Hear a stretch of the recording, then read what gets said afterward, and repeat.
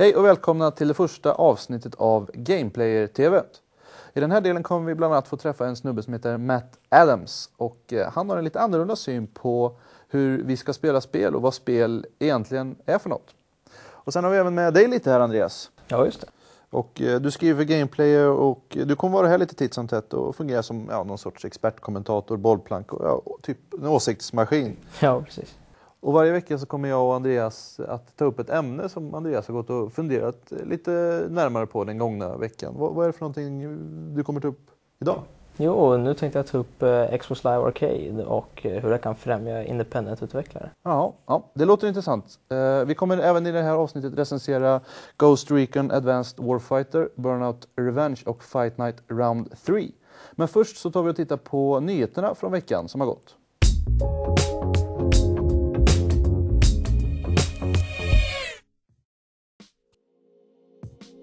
Lite ny information om PlayStation 3 har nu kommit ut.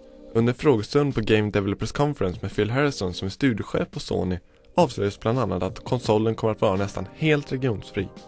Blu-ray-formatet som spelen lagras på kommer att rymma ända upp till 50 GB, vilket kommer göra det möjligt för utvecklare att samla alla versioner av ett regionsbundet spel på en och samma skiva. Samma sak gäller för filmer eftersom man kan lagra olika videoformat på samma skiva som till exempel PAL och NTSC. Handkontrollen, eller den så kallade rymdbananen som visades upp under E3 förra året, är bara en prototyp. Något som i alla fall är bekräftat är att PS3 kommer att skeppas med en 60 GB stor hårddisk som kommer att vara uppgraderingsbar och köra Linux. Det kommer inte bara fungera som server men också som mediacenter. Hur länge måste vi då vänta på allt det här? Jo, det är nu bekräftat att PlayStation 3 kommer att släppas samtidigt i hela världen i början av november. Inga jätteöverraskande nyheter, men det är alltid skönt att få saker bekräftade.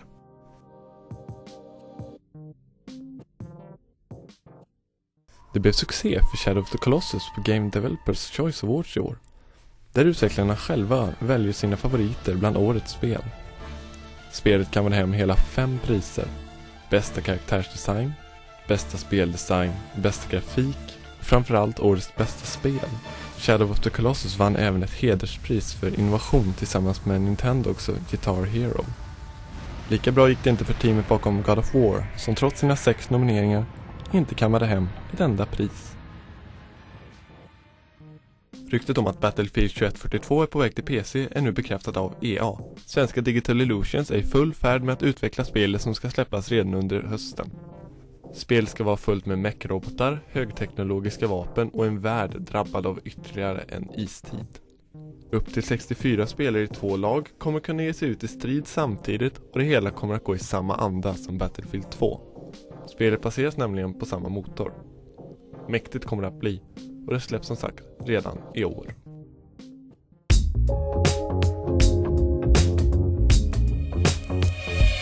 Ja, det var nyheterna det. Andreas, är något speciellt du reagerar på? Ja, Battlefield 2142 verkar intressant. Ja, okej. Vad tror du om det spelet då? Ja, det ser roligt ut. Det kommer säkert bli röjigt och kaotiskt med mech-robotar som slåss mot varandra och såna här grejer. Battlefield-spelen har alltid förut haft en förankring i verkligheten med andra världskriget, Vietnam eller den här Mellanöstern-konflikten liksom. Men nu är de ute på liksom i helt nytt vatten liksom. Det blir någon sorts science fiction historia av det hela nu. Hur tror du att det kommer fungera? Ja, det är mycket möjligt att det kommer tilltala en annan publik än de som nödvändigtvis spelar Battlefield 2 idag. Men samtidigt så känns det fräscht och kul att de provar på något nytt och ja, jag tror det kommer kunna bli intressant. Okej. Och i nästa avsnitt av Gameplay TV så kommer vi besöka DICE och snacka lite mer med dem om just Battlefield 2142. Men nu ska vi träffa Matt Adams från spelkollektivet Blast Theory. Och de jobbar med att försöka sudda ut gränsen mellan spel och verklighet, bland annat genom att utrusta riktiga människor med GPS-utrustningar och låta dem spela mot personer som sitter via internet och spelar. Och Matt var i Stockholm för ett tag sedan och höll en föreläsning just om hur han utvecklar spel. Och då passade vi på att prata lite med honom om hans egna spel, men lite även om branschen i allmänhet. Varsågoda.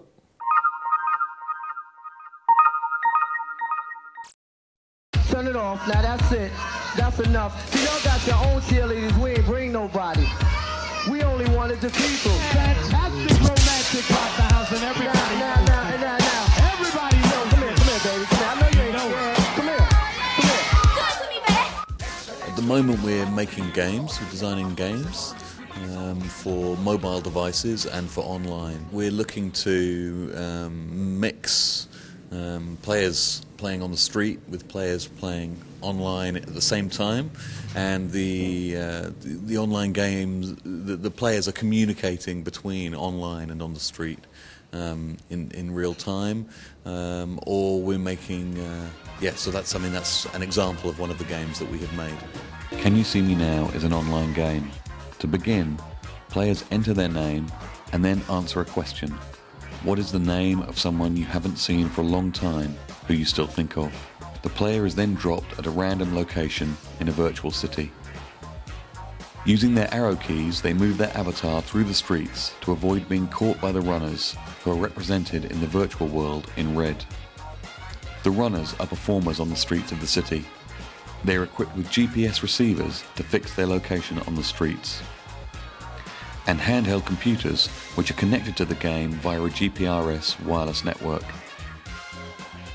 People who play online find it very captivating. And the games are quick and easy to learn, but because they are about interacting with other people as a way of progressing in the game rather than just interacting with a set of code, it's a much richer experience. So it really takes people into a slightly different realm. It's a mix of games, cinema, and real life. So it's has a kind of different sort of atmosphere to it. I'm not a game designer. I do design games, but I am an artist, and I perceive myself in that frame of reference. The construction, the structure of the industry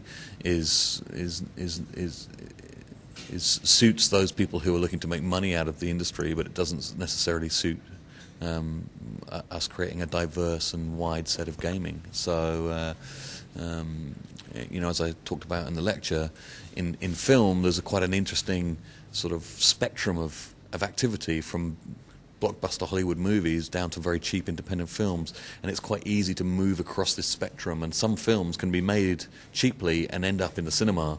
At the moment, if you made you couldn't develop a great Xbox game or PlayStation game or a Nintendo game. Forget it. You can't. You may have the best idea in the world, but you'll need to go and knock on the door of somebody with 5 million euros before you even begin to do that. And that's just not a healthy situation for any cultural form.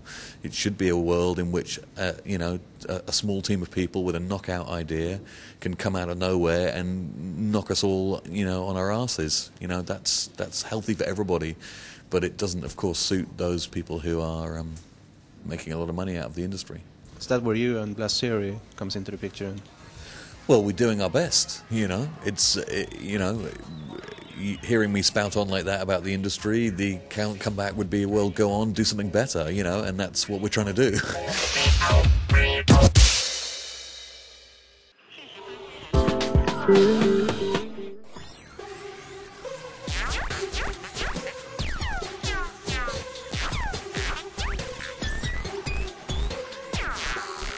So Dexter is a PSP exclusive game that's basically taking from the Jak and Daxter franchise on PlayStation 2, but in a completely original game, finally featuring Daxter as the main character, which is Daxter being the best character in the series. People have been wanting to play as Daxter and have Daxter get his own game. So what can we see in Daxter that's not in the Jak and Daxter games?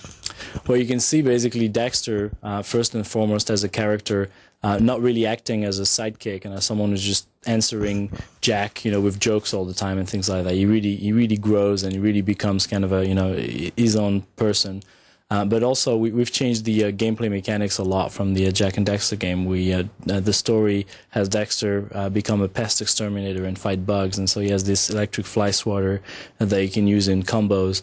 And also he has a spray gun. And the spray gun introduces what's probably the best mechanic in the game, which is the spray hovering. And that allows Daxter to aim the gun down